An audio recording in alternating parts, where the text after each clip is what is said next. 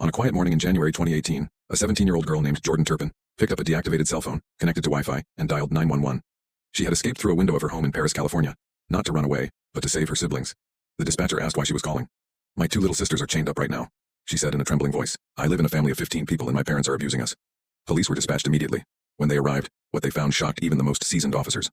Officers entered the Turpin home and were hit with the overwhelming stench of urine, feces, and decay. Inside, they discovered 13 children and young adults, malnourished, filthy, some chained to beds with padlocks. The youngest was just 2. The oldest, a 29-year-old woman, weighed only 82 pounds.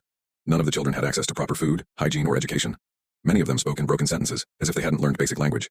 Several didn't even know what a police officer was. Their parents, David and Louise Turpin, stood calmly nearby, confused about why the police were even there. As investigators unraveled the story, a horrifying pattern emerged.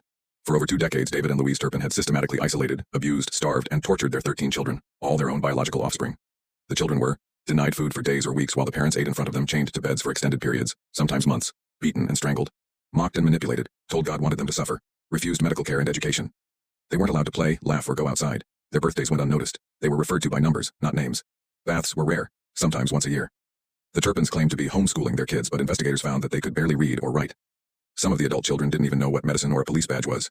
The Turpins moved frequently, from Texas to California, always keeping to themselves. Neighbors found them odd, but never imagined the extent of what was happening inside. In one home, windows were blacked out and children were only seen at night. Their house in Paris was described as silent, curtains always drawn. One neighbor thought the kids were robotic and malnourished.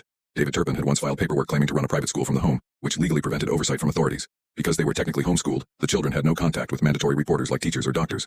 Jordan Turpin had planned her escape for over a year. She secretly took photos of her chained siblings and practiced calling 911. One morning, she waited for the right moment, slipped through a window, and ran for help. She later told police she thought she might die trying, but it was worth it. Jordan's actions saved all 13 siblings. David and Louise Turpin were arrested immediately. When questioned, they seemed detached and confused, insisting they were good Christian parents. They claimed the children were lying, or simply misunderstood. But the evidence, videos, physical conditions, diaries, was damning. In court, some of the children bravely gave statements about their pain and survival. One daughter said, "My parents took my whole life from me, but now I'm taking it back." David and Louise pleaded guilty in 2019 to 14 counts, including torture, child endangerment, and false imprisonment. They were each sentenced to life in prison with the possibility of parole after 25 years. The judge called their actions inhuman and praised the children's resilience. Following the trial, the 13 siblings were placed in foster care and eventually adopted.